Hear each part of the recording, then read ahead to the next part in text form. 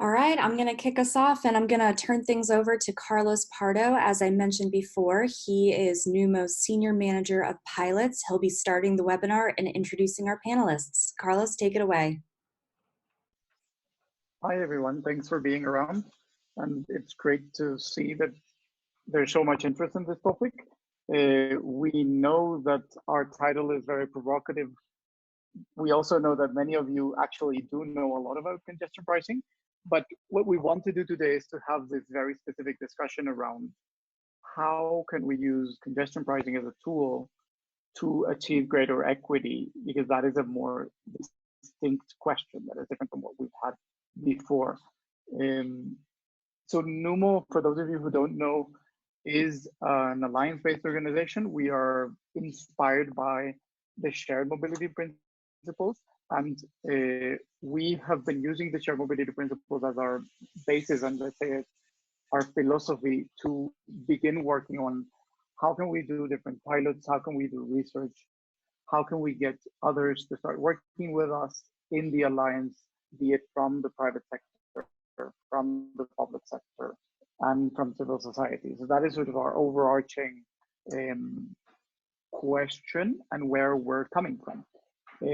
And then you can see that we are working on channeling tech-based disruptions to create joyful cities where sustainable and just mobility is the new normal. The two people that we have today, we are really happy to have both Stuart Cohen and Paul Salama. Stuart is going to be starting us off today in the content, and he's going to be talking specifically about the more overarching question of equity. Stuart, as you may know him, and he's going to be doing a much better job of describing himself, but he was a founder and led one organization in California that was focusing on different topics of equity and improving transportation overall in that state. And he is now wearing different hats, one of them being NUMO's senior advisor. So I give the floor to you, Stuart. Please go ahead. Okay. All right, so if people can see my screen, and can you hear me? We can hear you. Great. Technology is working. All right, well, thanks for the introduction, and thanks for NUMO for putting this on. Sharing your screen? Yeah, is it shared? Not yet. Not yet. Okay. Press share screen. Let me press it again.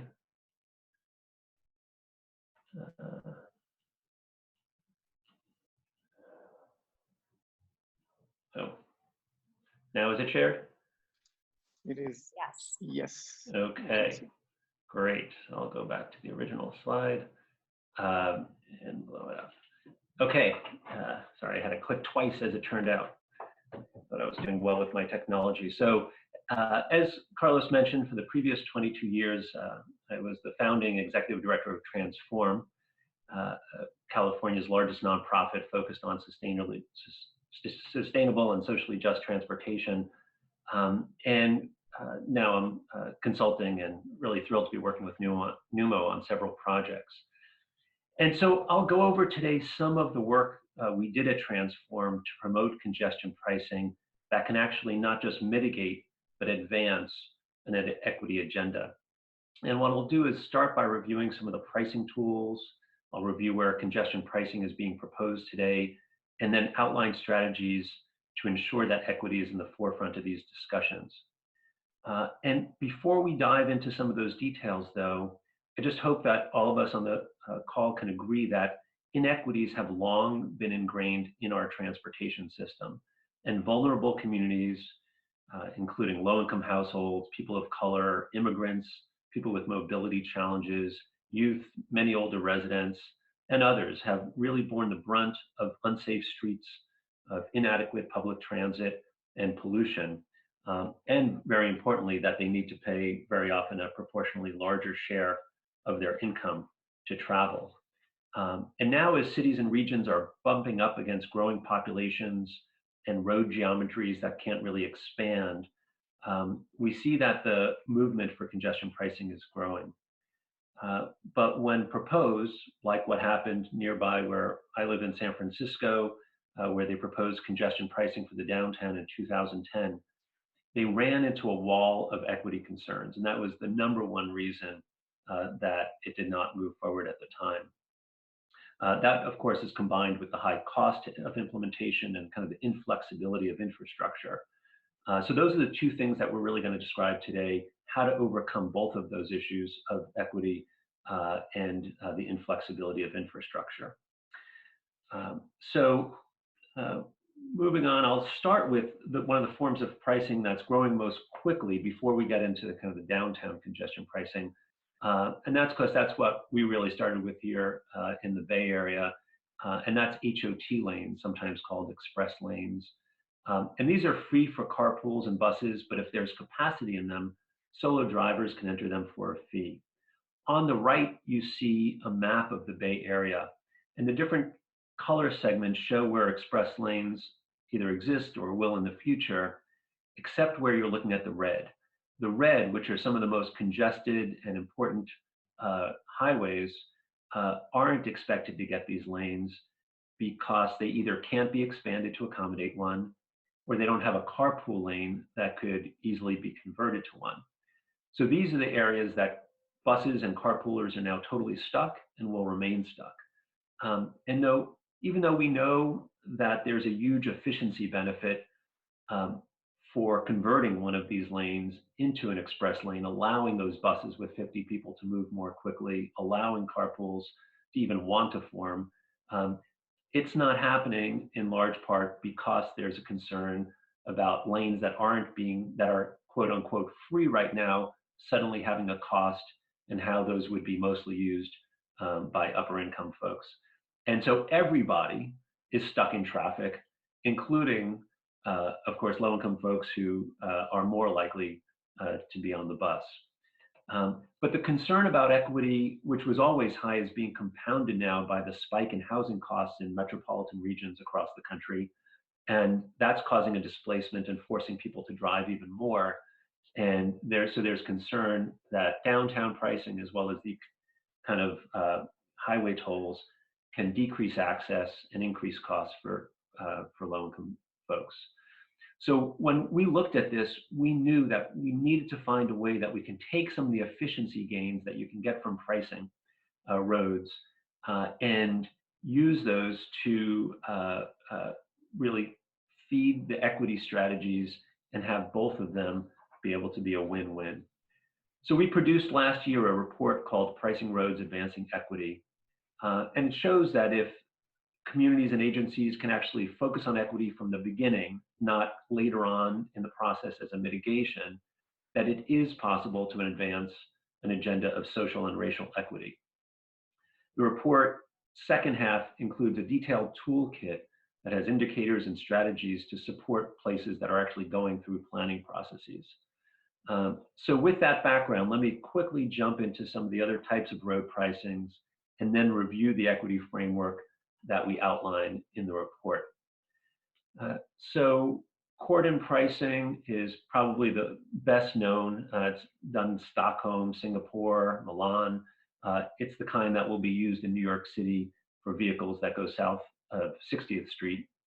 On the right, you can see area pricing, which is kind of similar, except that you get charged even just for circulating within the zone, even if you don't cross the cordon or the barrier. And that is done in London. And small chance that'll be done in New York as well. Fleet pricing targets specific types of vehicles, like in New York, where they've already started to charge Uber, Lyft, and taxis for circulating in the downtown area. Other places charge for trucks, as an example. On the right, you see road user charging. This is sometimes known as a vehicle miles traveled fee. And this is being tried in Oregon and other places. California here had a pilot project for it. A lot of people are thinking that this might be a way that we replace the fuel tax ultimately as we move towards electric or other clean vehicles. So where is this kind of congestion pricing now being considered? Well, this map shows some of the existing places, mostly in Europe, that have been doing it for decades, and New York City, which is hopefully going to implement it next year. There's still a lot of details to work out. But then you can see that many of the other places are on what I affectionately call the left coast. And like New York City, these are driven by a desire to reduce traffic, increase revenues. Some of the cities like Seattle also really want to mitigate their climate emissions. And most of the studies are focused on downtowns. But I should note that LA is also looking at whole subregions like the West Side. In Oregon, they're looking not just at the downtown, but ODOT is looking at the highways surrounding Portland and kind of larger pricing schemes. As liberal cities on the West Coast, they're all very concerned about equity. I am thrilled that the report that we released is having a pretty big impact on the discussion and allowing some of these conversations to move forward in a more positive way without that kind of instant knee-jerk that this must be bad for equity.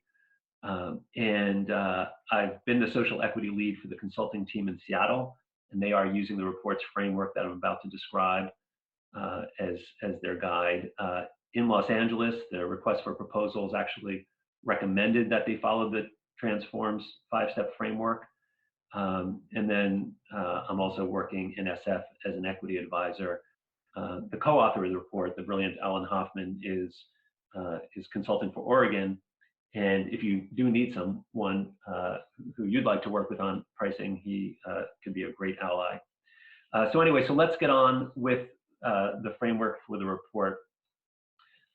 We wanted to start with breaking down equity into the types of equity that we care about. And ultimately, everything that you do, we see ending up as either a process equity issue or an outcome equity issue. And then for each of these, we have key measures, indicators to tell you how you're doing towards those measures, as well as strategies to achieve your goals.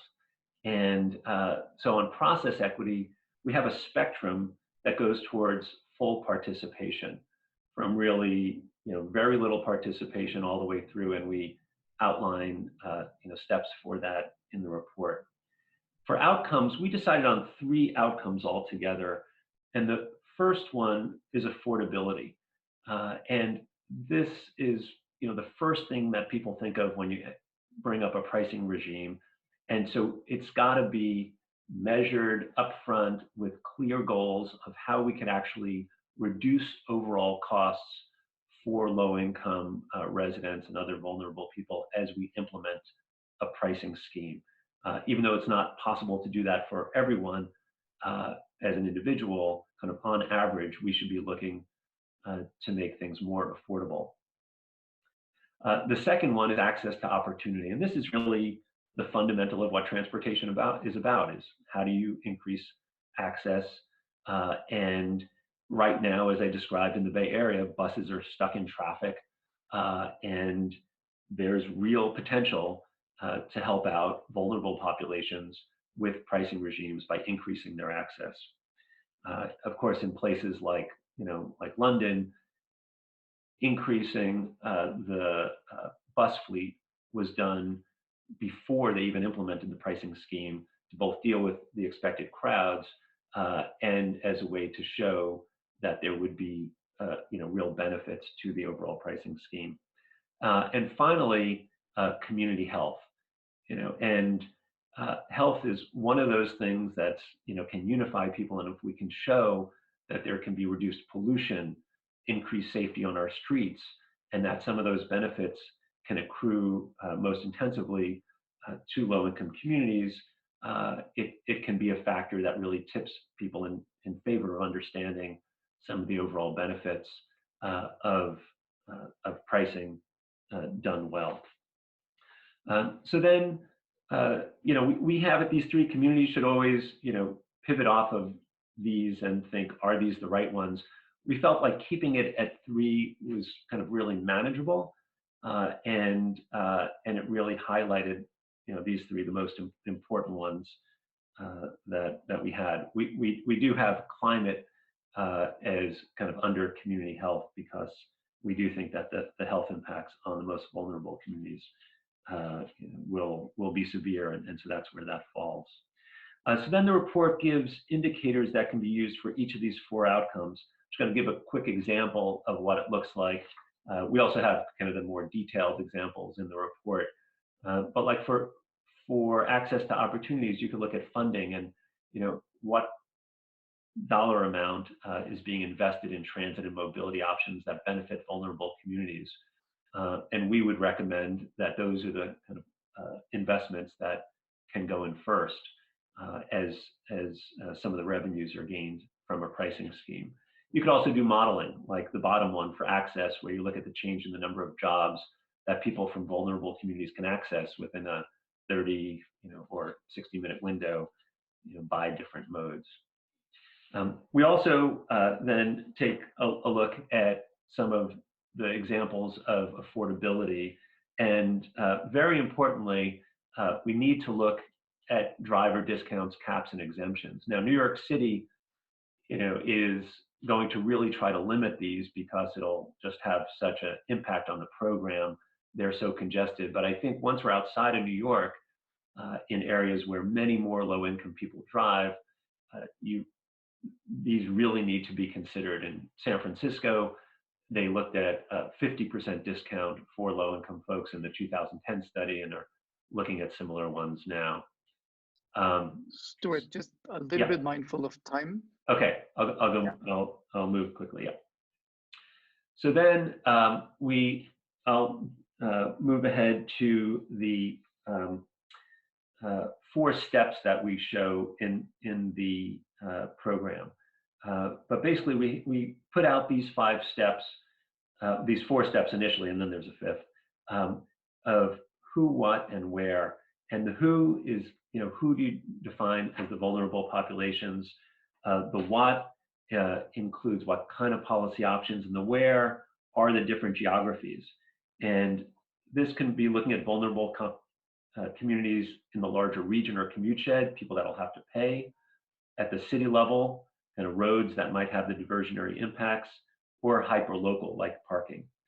And anyway, then we go through these other levels of defining outcomes and indicators, benefits and burdens, and looking at programs that advance transportation equity.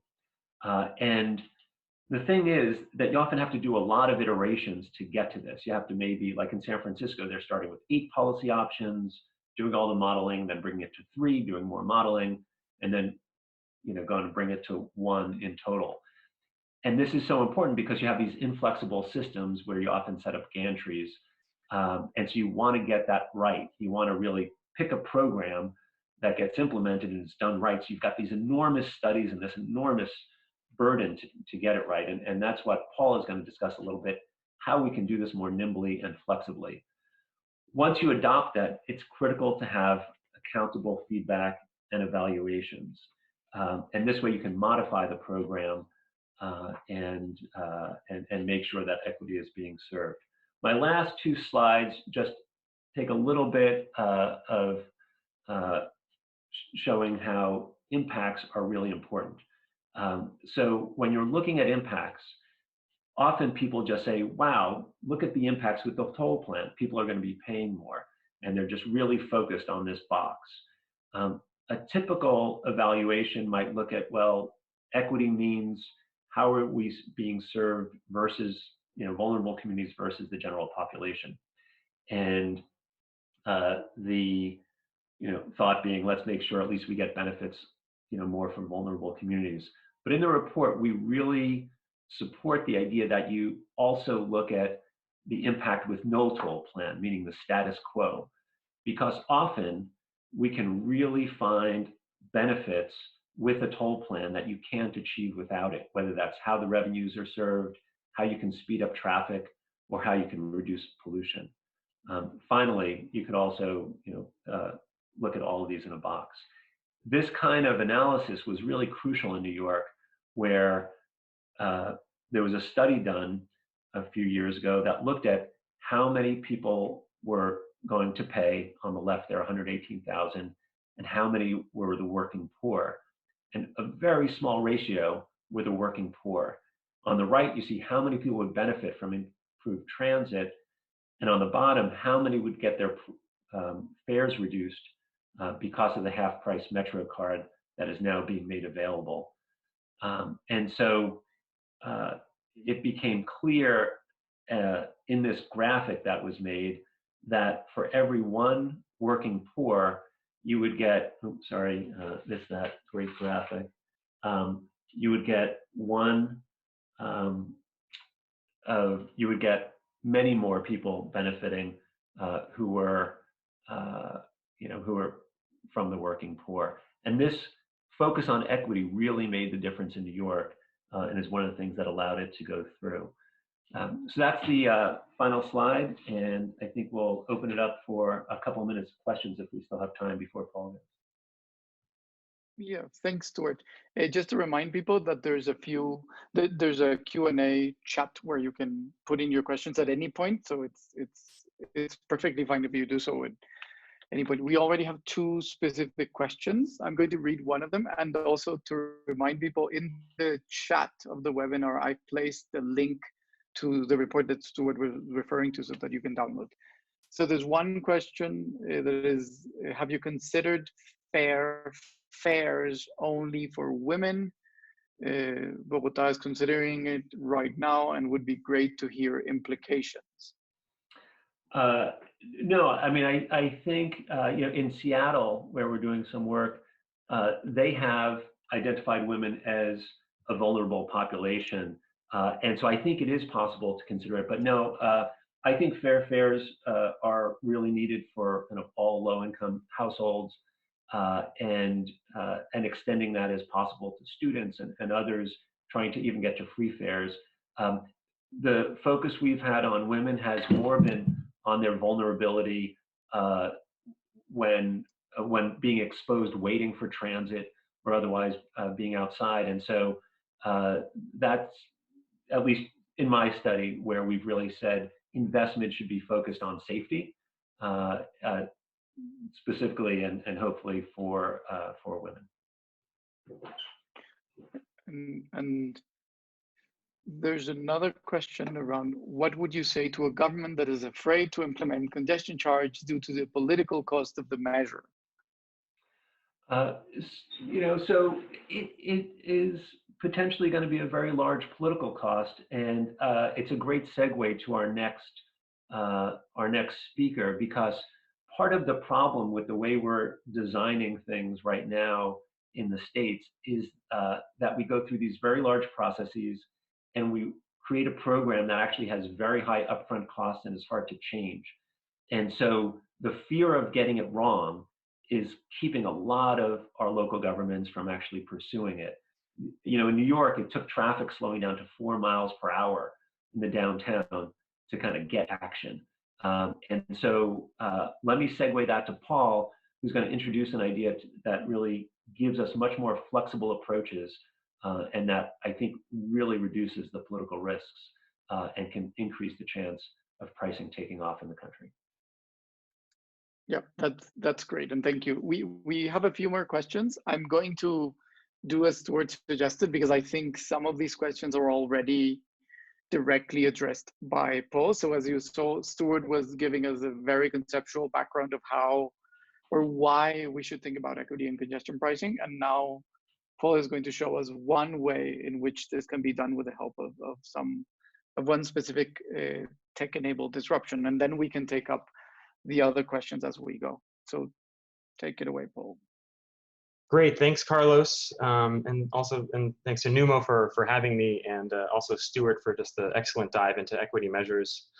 I'll just add to Carlos's intro. So I'm an urban planner and a computer engineer. I'm working as the co-founder at ClearRoad, which is a road pricing company. And just me personally, I've spent the last 5 years as a planner, as a computer engineer, working in startups building 21st century tools for government and planners.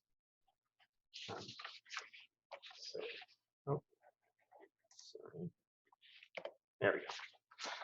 So as Stuart and Carlos alluded to, I have a lot of material to cover, so let's get to it. And building off of what Stuart described, I wanted to start off by talking about the congestion pricing status quo. So we talked about New York and the momentum. I'm based out of New York, so I'm keenly following the latest developments, and folks across the country are excited that this could potentially start a wave of congestion pricing in the US. We see Stuart listed a bunch of cities that are angling to be the next adopter of congestion pricing as a solution for many of their transportation woes, and which keep on evolving. But people seem to be ignoring the 50 years that it took New York to get there. A lot of folks know about what Bloomberg proposed. Bloomberg administration proposed a little over 10 years ago. It's very similar to what Cuomo has proposed. That might go live. Hopefully, will go live in 2021. But in the early 70s, there was very similar plans that were proposed. And were shelved in similar fashion to the Bloomberg proposal. So in addition to kind of ignoring this long timelines, folks are not really assessing what has led to failures around the world. So if we tally it up, there are actually more failures of congestion pricing than successes. And that's regardless of the political context or the proposed scheme, whether that's a CORDON or eco-tax, et cetera. So deploying congestion pricing right now means installing heavy roadside infrastructure. That's cameras, sensors, toll tag readers, or Easy Pass, or Fast Track. And we can see that here, this image from Stockholm.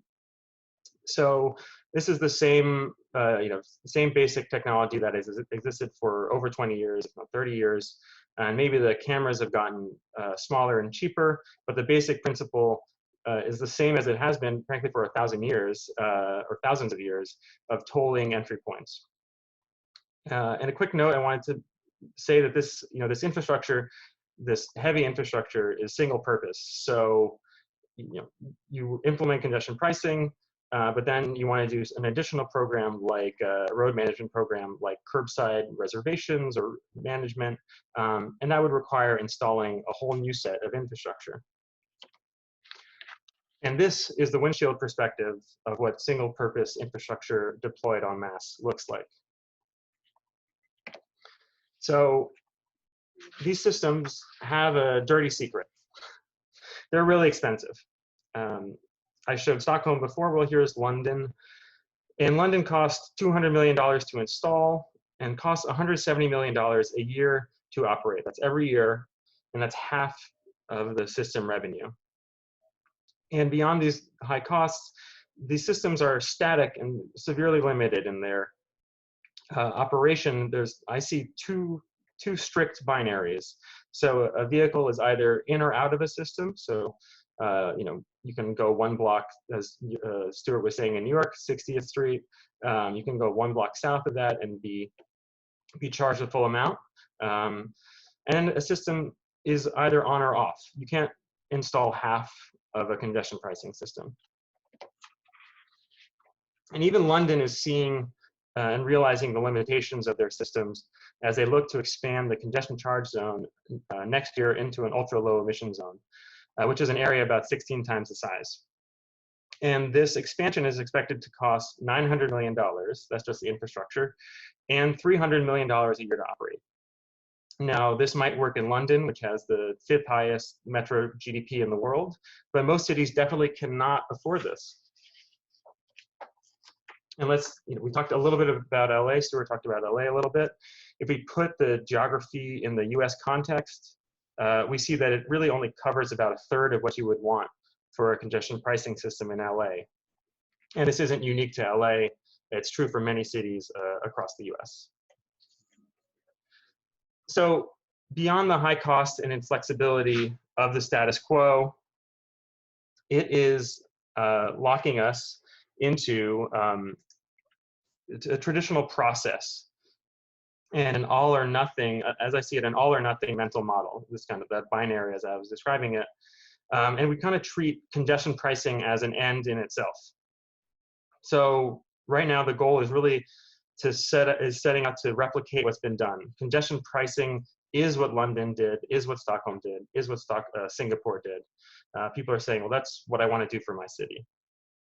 And this monolithic linear process starts with, as Stuart was describing, selecting a set of options that are only feasible given the status quo technology.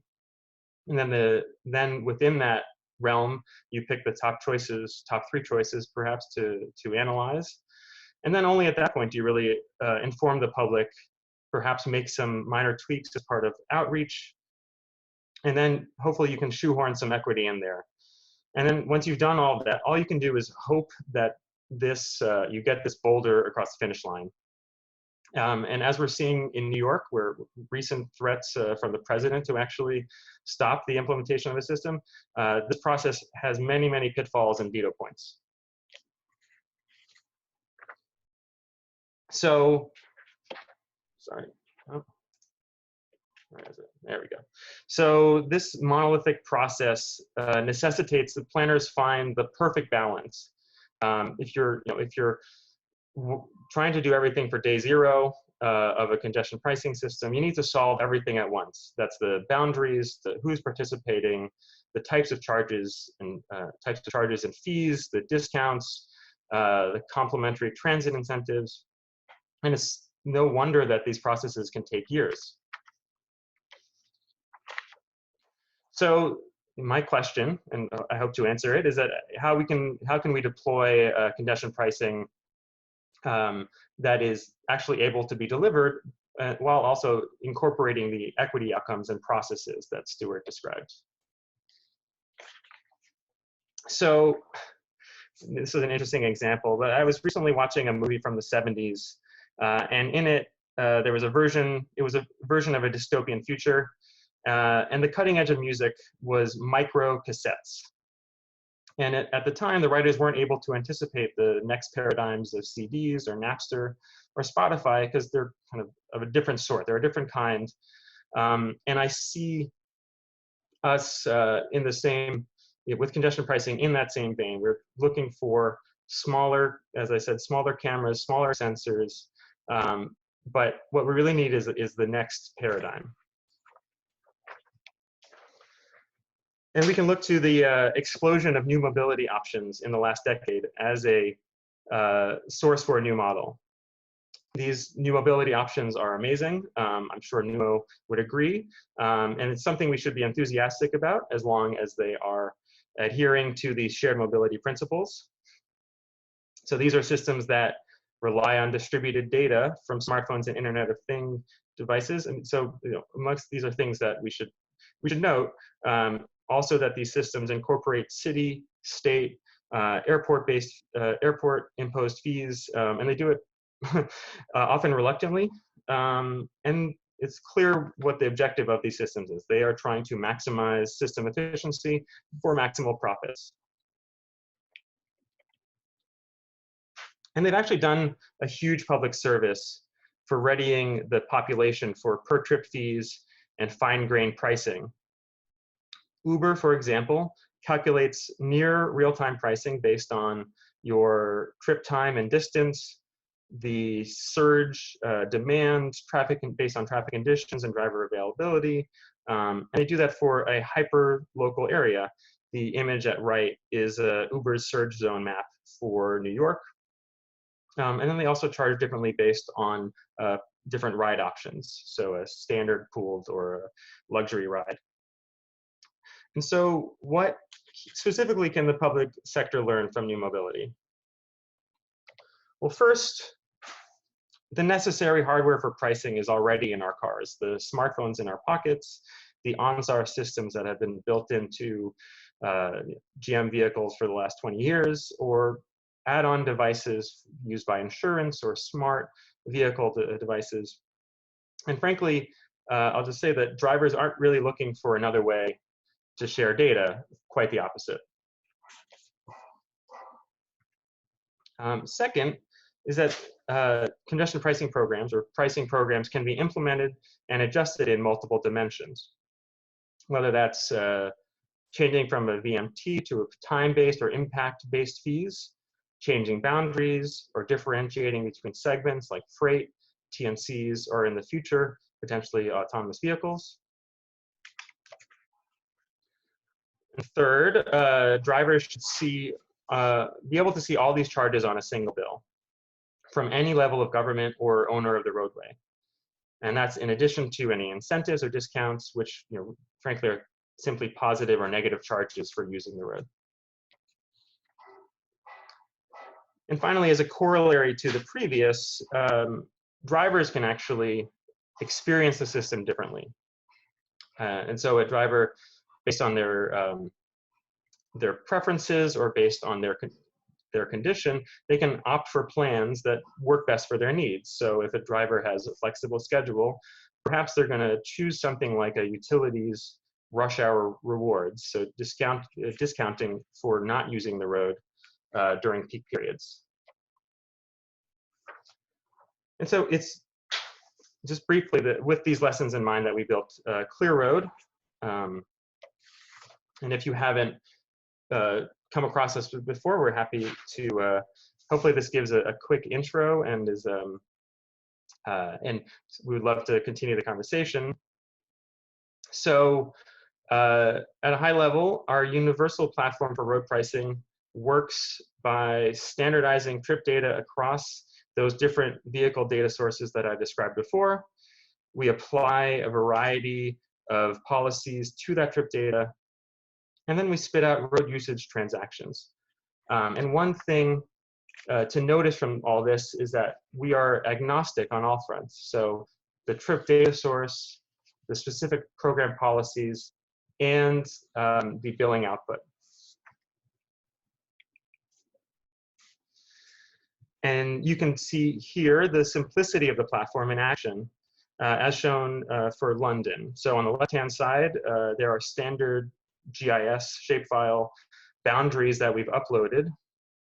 And these boundaries correspond to the policy dropdowns on the right.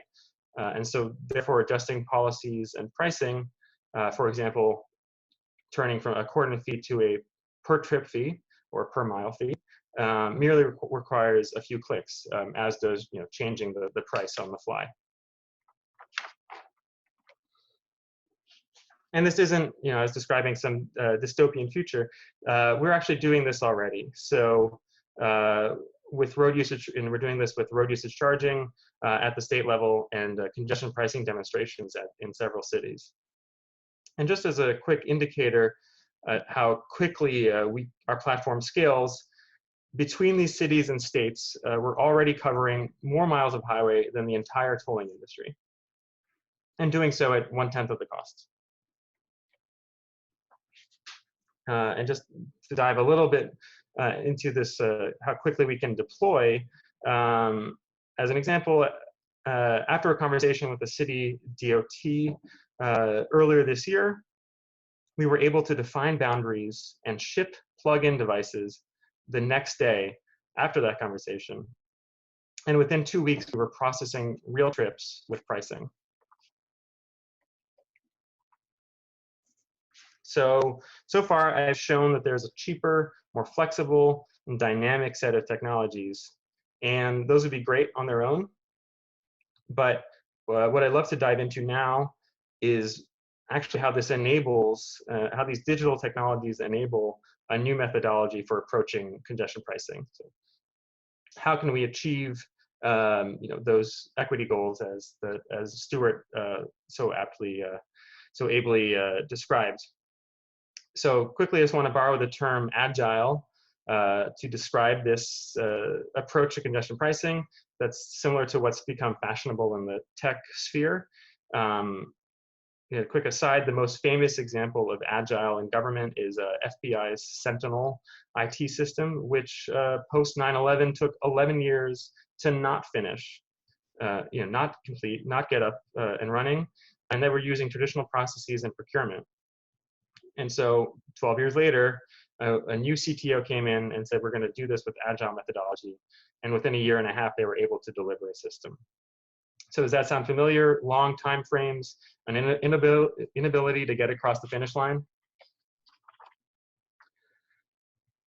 So with this agile or iterative methodology, we're getting, instead of a lengthy linear process, we get a feedback loop that is able to build off of past successes. And this starts with deploying what might be called a minimum viable congestion pricing. And so going back to this balancing act with the boulder I showed previously, a city's first need might be testing out the latest technologies and understanding the potential benefits. And we can tackle that specifically, perhaps with accomplishing that with a pilot of 1,000 users from targeted communities. And they would experience simulated charges and billing. And this has been successful in road usage charging pilots at the state level. And at this point, this is when the kind of deep community engagement, as Stuart described, could start. Even though a pilot may be small and voluntary, engagement will set up the larger goals for the project, determine the next steps, and actually the participants might be your best advocates. So in this example, perhaps this community feedback informs us that health and access, two of the three equity measures that Stuart described, are the pressing priorities. And so with that in mind, we can go about designing and implementing policies that directly respond to those goals.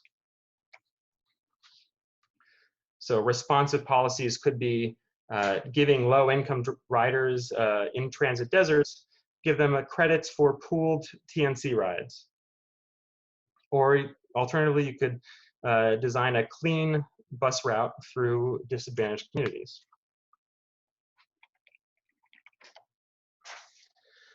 So there's this tactical urbanist, tactical transit mantra that's the pilot is the process. And that certainly applies here. Because right now for cities, there's really no technological pathway for transitioning from a congestion pricing pilot to TNC fees to full-blown congestion pricing. It's really, these are entirely different technologies. And though politically maybe they make sense, from a deployment perspective, one doesn't build on the other.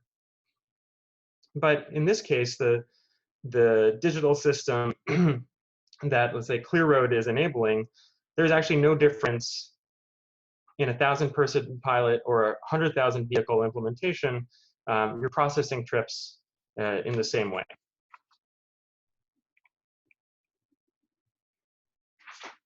And with the pilot in place, as well as complementary policies and discounts, again, designed based on participant and community feedback, additional forms of revenue can be added to the system. So residential parking permits that are GPS enabled, TNC fees. And at right, we see an image of what boundaries for a more differentiated TNC fee might look like for New York City, as opposed to the single zone that currently exists.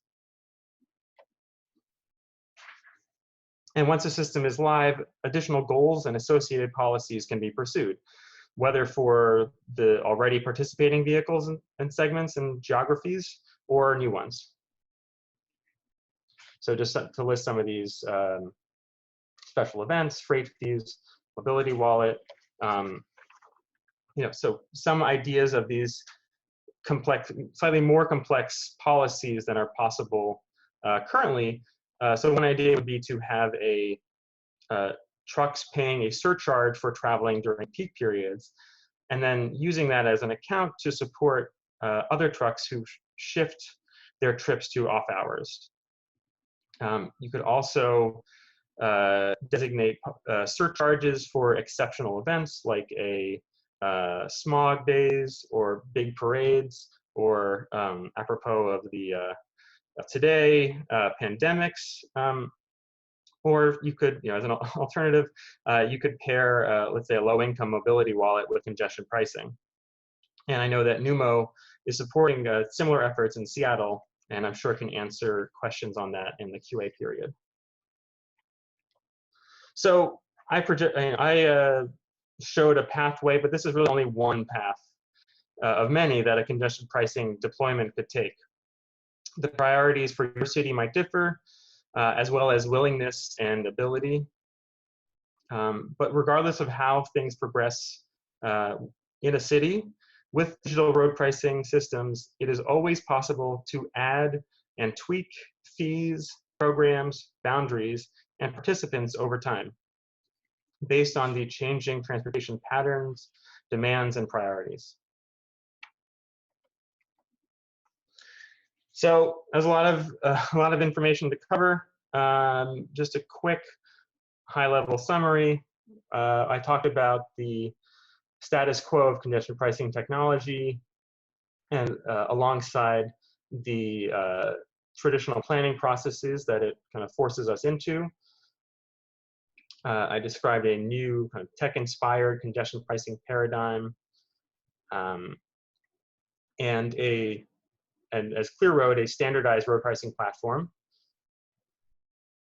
And then at the end, I described an new agile methodology, as well as this mantra of the pilot is the process. All right, and just to say this isn't some theoretical exercise. ClearRoad's plan for 2020 is to start an agile congestion pricing process in a city that can ramp up quickly and minimizes risks to the city. So if you're interested in being involved, please reach out. Cities, regions, transportation and technology consultants, foundations, nonprofits, community corporate partners, we're interested to hear from you. And even if you're a city that has previously been stymied by difficult geography or congestion pricing's high price tag, we're certainly lowering the barrier to entry.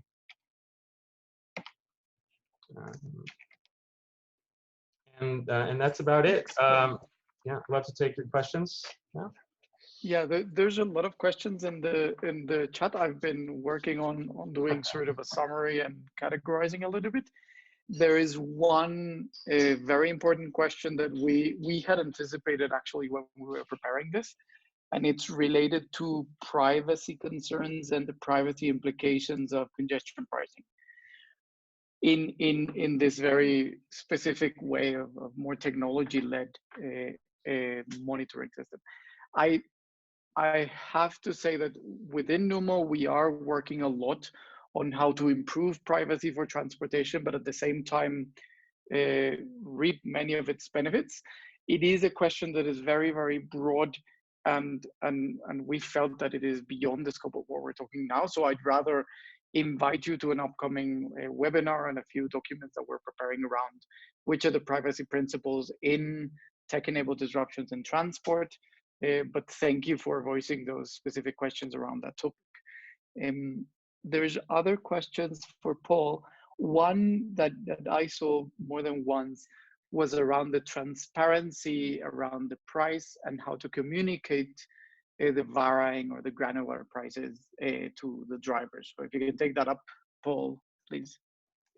Sure. And I don't, there isn't one answer per se. Talking to folks who economists, there is like a perfect, there's an optimal price to achieve whatever goal you were trying to achieve. And then there's what is politically feasible. And there's somewhere and what has previously been politically feasible. And we're somewhere in the middle. Now, that this price can be, so instead of a price changing every minute, maybe it can change every hour, just to finalize that thought. But how it might happen is through your smartphone, or it could be an in-dash display. It's really, there are lots of opportunities, options for doing that. But I think the bigger question is how much variability is a user willing to accept? Good. There were a few other questions around enforcement and how to police non-compliance for those vehicles that aren't connected, or what is how would you address vehicles that are not connected? Sure. So cameras are not great at being the sole source of data for congestion pricing, as is the case in London. It leads to a lot of high costs, as I've described in depth. But it's great for enforcement. Basically, any additional data sources are potentially useful. And also, frankly, we see this happening earliest on in terms of voluntary programs. So you're only going to get a discount, or you're only going to be able to participate in this mobility wallet, low-income mobility wallet, if you are participating in this fashion. And if you don't, if you didn't bring your transponder, or you disconnected your system, then you're not going to get such and such benefit. Okay, there's a few questions that are related specifically to ClearRoad.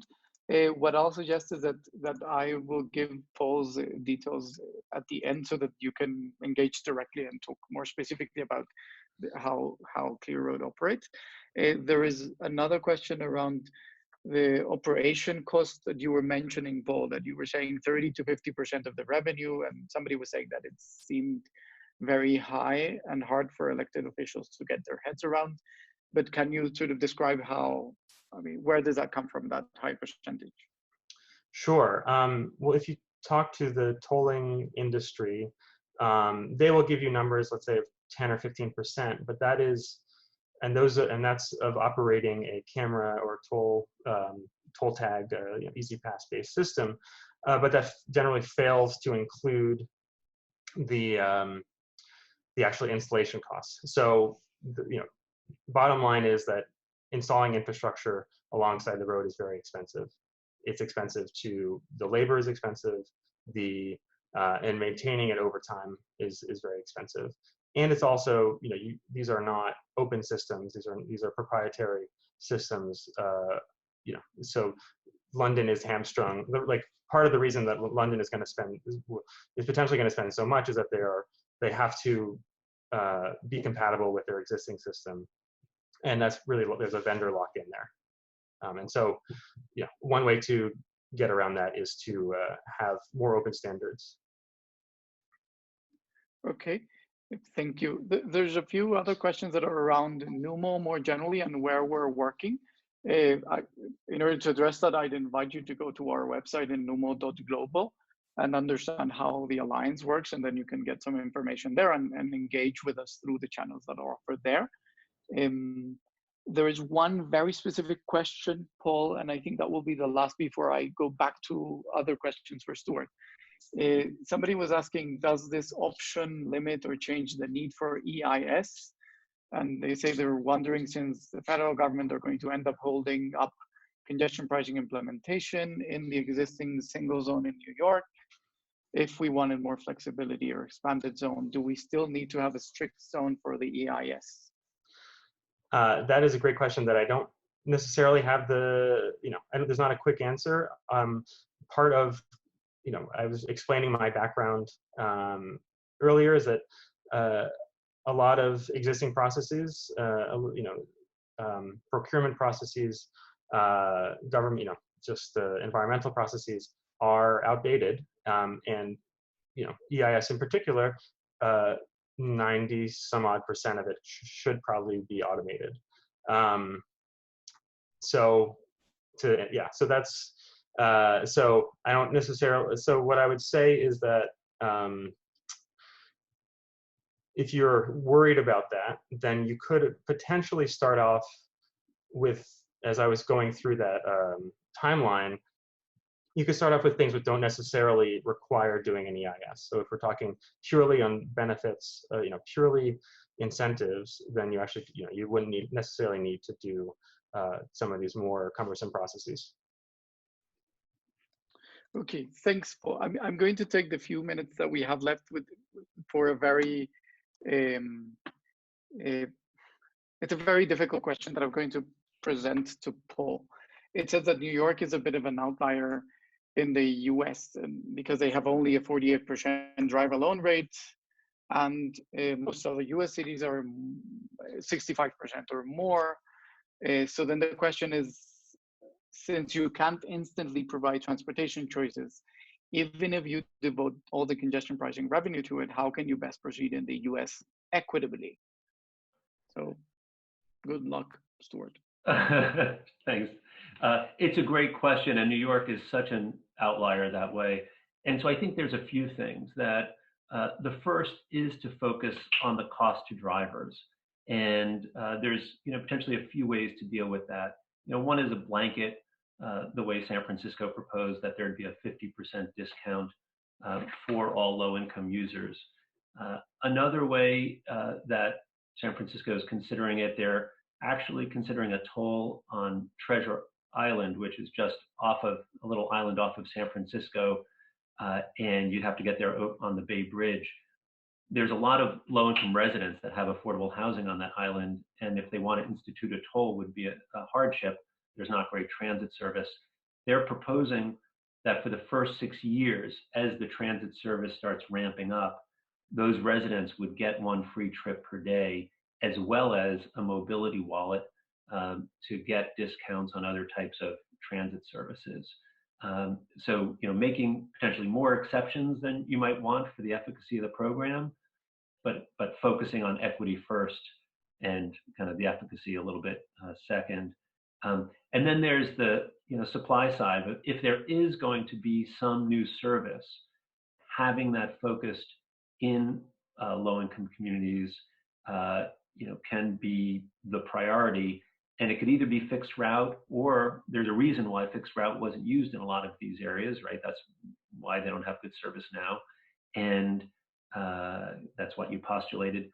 And so that's where potentially new mobility can come in, whether it's, carpooling apps and subsidies, or like King County Metro has a program with Via now that integrates in with their transit systems and gets people to their light rail stations. And then finally, I think we can't overlook education on a couple of fronts. One of the indicators we like to put out there is how many eligible low-income users are actually making use of these discounts, and making sure that education is done before the program starts is one. And the other one is education about alternatives available. At Transform, we ran a kind of very high-touch outreach program to get people to understand all of the different alternatives they can use, from transit to walking, biking in their neighborhood. And it was shocking how many people didn't know they had public transit available to them, let alone where it went to.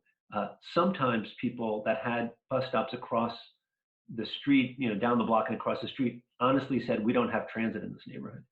And so I'd say reducing, costs for riders, providing very targeted improvements in mobility, and then doing the outreach so people know about all of them is the way I would approach it in those kind of places.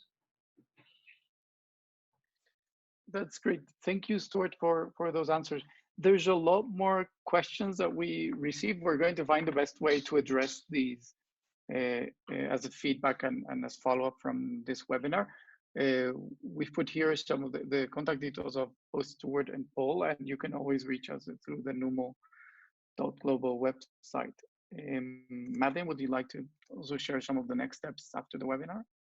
Sure. So hi again, this is Madeline, the comms manager for NUMO. Thank you all so much for coming. We really appreciate you taking the time to join this webinar and to spend some time with Stuart and Paul, who explained so brilliantly what they're working on and what we're all interested in. We recorded this webinar, so we'll be following up shortly with whatever way we choose to disseminate it, but we'll keep you all posted. Thanks so much.